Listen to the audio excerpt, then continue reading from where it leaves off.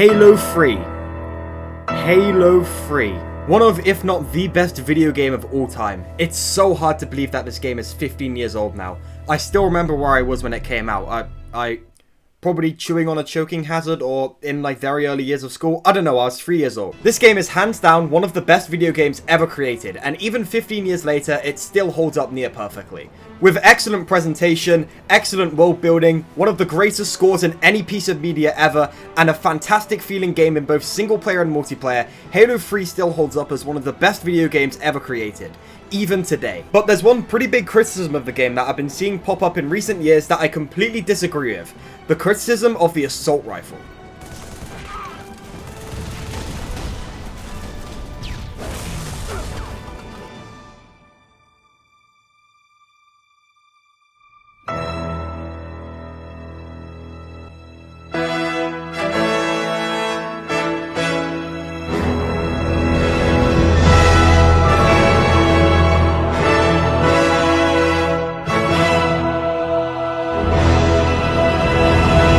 And with that flashy intro out of the way, I guess it's time to say stuff about things. So whenever I'm in a discussion about Halo 3, and in particular the game's multiplayer suite, one of the common things I see brought up is that the assault rifle is way too underpowered. And the 2 points I see to back this up are either A, the assault rifle does not have enough range, or B, the assault rifle's time to kill is too high, and the damage it deals out to other players is too low.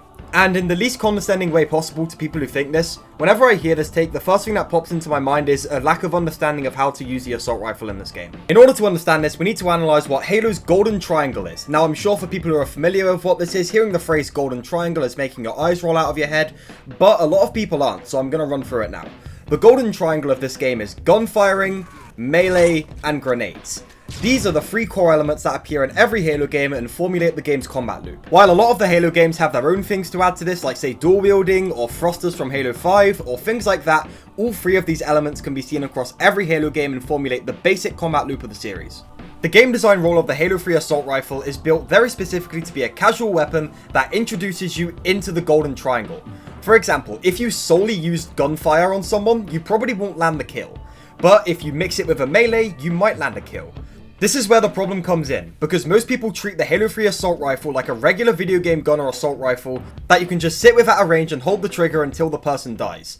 That's not how this gun works. The damage on this gun is intentionally lower than most guns in video games, let alone Halo, in order to encourage you to make use of all three sides of the golden triangle. For example, as mentioned before, the time to kill when you just sit there and shoot someone is going to take a while, and in that time, someone can probably outmaneuver you and find a way to kill you. However, if you mix the gunfire of the assault rifle with the other two elements of the golden triangle, you can expect to see better results very quickly. Say for example, instead of standing there and shooting someone, try walking up to them while shooting and melee them. Or say, for example, throw a grenade around a corner and then finish them off with the assault rifle. The point I'm trying to make is the assault rifle's time to kill is as long as it is in order to encourage players to learn the other sides of the golden triangle. Once you master all three of them in tandem with the assault rifle, the gun is a pretty effective killing machine. However, if you're just using the gun like a regular video game assault rifle where you sit there, point and shoot, maybe even at a range, like say something out of Fortnite, then you're doing it wrong, and that's probably why you're not getting too many results. I feel like the Halo assault rifle is a lot more comparable to something like an SMG than an actual real life or video game assault rifle, which on paper for people who like realistic gunplay that might be a bit weird, but like why are you going into Halo for realistic gunplay? If you are looking for something more akin to a regular video game assault rifle or like real gun in Halo, then the battle rifle is the thing for you. It works at a range, it does high damage, and there are plenty of playlists that center exclusively around it.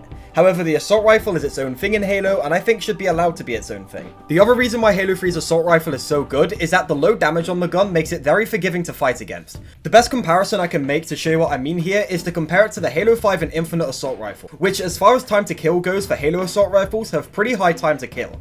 As a result, one of the main complaints of both of these two games is just coincidentally that they are very sweaty. And I think that is due in part due to the high damage on the assault rifle. I think the starting easy to use weapon should not be this easy to kill people with, because in doing that it makes players have to have the extra challenge of basically trying to dodge getting lasered by an assault rifle.